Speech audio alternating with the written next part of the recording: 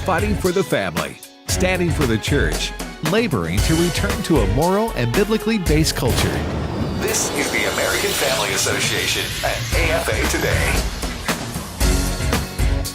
And we welcome you to New York, cold, chilly, blustery, blizzardy New York, where this morning many of us woke up to loads and loads of snow in our driveways, on our sidewalks, places where streets were supposed to be. That's where the snow was.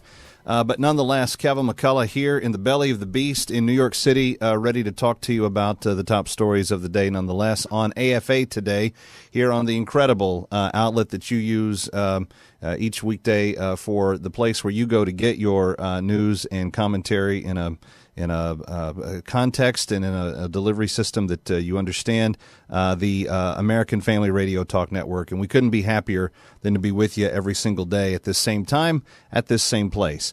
Let me just quickly get to the top story of the day. Kevin McCullough is my name. By the way, the information that we always use is always online on the Facebook page, and it's I encourage you to go there. But I've just posted this just before we went on air.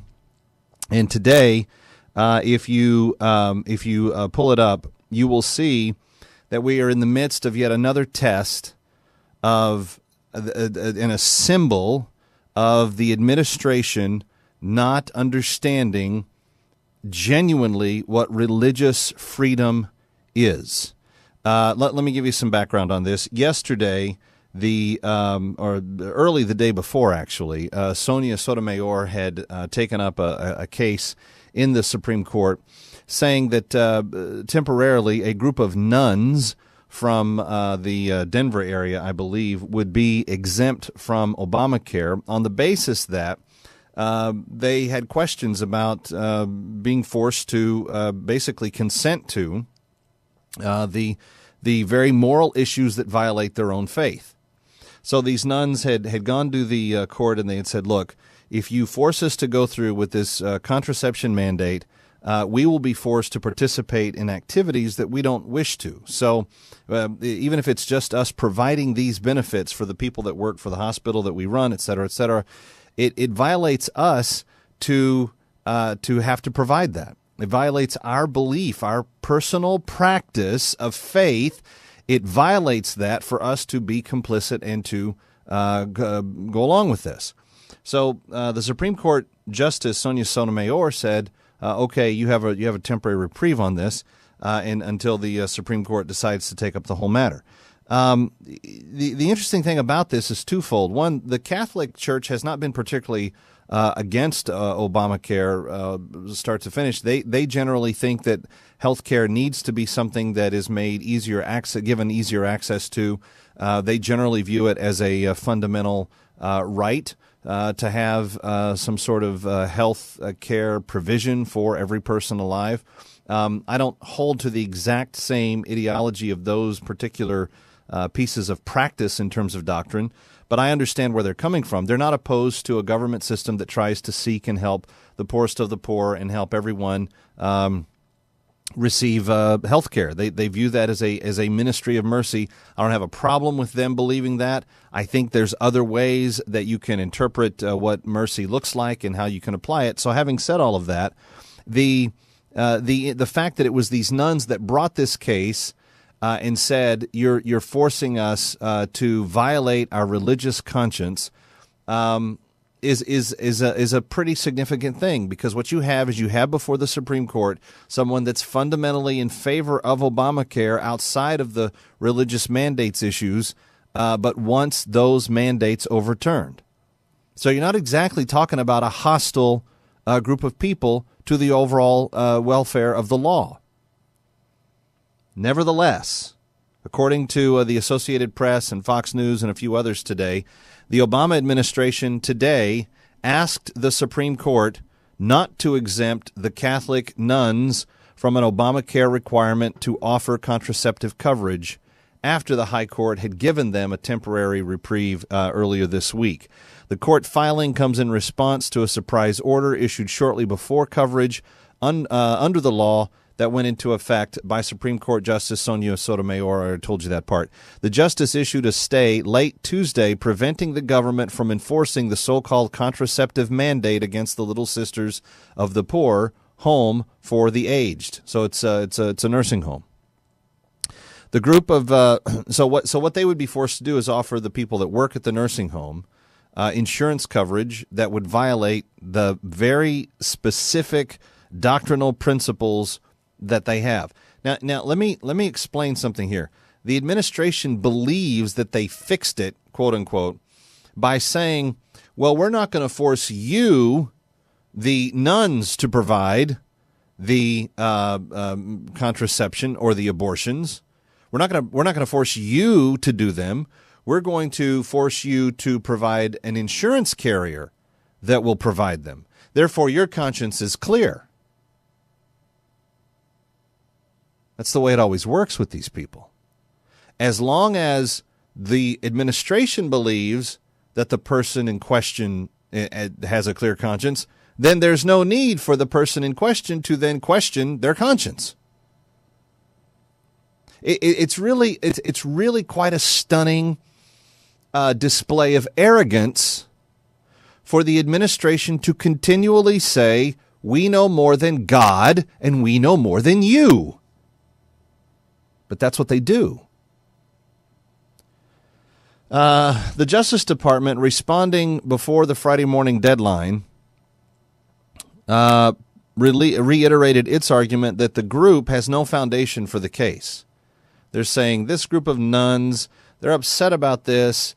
It's silliness. They shouldn't be upset about it. There's nothing to be upset about. But the Justice Department making that argument, saying they've got no foundation for this case. The administration says religious nonprofit groups such as this one can certify that they don't want to provide contraceptive coverage, and in that case, it would be up to a third-party administrator to decide whether to provide it. So they could give permission slips, in essence, for the third-party provider, the insurance company, to provide in such a way that they are not providing it, quote unquote, but that the worker can still get it. The DOJ filing noted that the administrator in this case says it will not provide contraceptive coverage. Applicants have no legal basis to challenge the self-certification requirement or to complain that it involves them in the process of providing contraceptive coverage, claimed the administration. However, the Catholic group has argued that even signing the certification form violates the nuns' beliefs. The lawyer from the Becket Fund for Religious Liberty, who's representing the nuns in this case, blasted the administration over the filing. This is what the Becket Fund lawyer said. This is Mark Rienzi. He said the government demands that the Little Sisters of the Poor sign a permission slip for abortion drugs and contraceptives or pay millions in fines. The sisters believe that doing that violates their faith and that they shouldn't be forced to divert funds from the poor, elderly, and dying people that they've devoted their lives to serve in order to pay the fines. Government lawyers say the nuns' insurance is a church plan that is not required to provide contraception coverage and has decided not to, so they have no legal basis to complain. It is not known when Sotomayor will make a decision on the permanent allowance of these nuns to forego the mandate. All right, it's very simple, friends. Here's what I want to do. What is it about this that the administration doesn't seem to understand?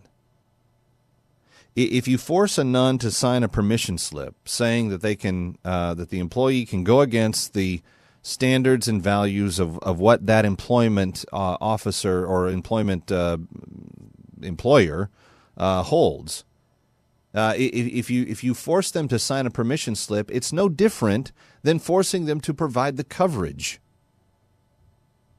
This is something that I think has been a rude awakening to the arrogant and hubris-filled halls of the White House in recent days. These people honestly believe that they know more than God about what you should believe. In fact, my friend Brett Hume yesterday summed up liberalism especially the Obama brand of liberalism that is in the White House these days, in 4 perfect words. This is liberalism, progressivism, leftism defined perfectly. We know, you don't. That's their view. We know what is right. We know what is necessary. We know what is good. We know what is allowable. We know what is truly important. We know what your conscience should say to you. You don't. We know these things because we are the enlightened liberals. We know these things because we are the enlightened progressives. We are these things because we are the enlightened ones that, like the children of Israel at the Tower of, or the people that were on the planet at the time at the Tower of Babel, shook their fist at God and said, "We know, you don't. We will come to you. We will build a tower so tall that we can touch you." And he goes, "Oh yeah, watch this." And their languages were confused, and they had to scatter, and they had to gather with the ones that spoke the like languages. In the blip of an eye, God proved at that time that they didn't know. But that is, and friends, this is tying into our discussion yesterday and the discussions that we've had preceding that in days past. This is why it is imperative to see that if you want a different culture, you have to grow different people. You cannot simply say, we're going to reshuffle the deck chairs on the Titanic and make it count for anything, because it's not going to. When you have the mindset that you are wiser than God, you have overstepped your boundary. And I'm not... someone was complaining yesterday, "Oh, Kevin, how come you keep telling this stuff to a watching world instead of loving those who need Jesus?" Part of the prophet's job is to tell you where you're in error. Yes, my goal is to then point you to the solution. But friend, if you're sitting there with a hard heart going, "Well, I agree with the administration," you're in error. If you believe that it is conscionable to force nuns to approve abortion, the killing and the taking of an innocent child's life, you are in error. To the degree that you are like the Old Testament people that worshiped the god Molech, that sacrificed their children to this devilish god, small g, and thought that they were doing something amazing. The amount of deception, willful stupidity, the amount of dishonesty, the amount of self-justification and explaining away these things, none of it cuts it. You do not get it, Mr. Obama. You cannot force a nun to believe something that she doesn't. No matter how much you want it to be that way, it will not be. And you can't do a thing about it. I know that bothers you. I know that bothers your, head of justice, Mr. Holder. I know that you guys walk around in your what you think is your enlightened state, and everybody should just bow at your altar. Doesn't work that way. Doesn't work that way. I'm Kevin McCullough. I'm really glad that you're with us. This is AFA Today on AFR Talk, and I want to take your phone calls. Is signing a permission slip the same thing as doing an abortion? That's what the nuns think. The administration says no. And I want to know from you who you believe is right. I'm Kevin McCullough, AFA Today on AFR Talk. Back in a moment from New York, cold and blizzard.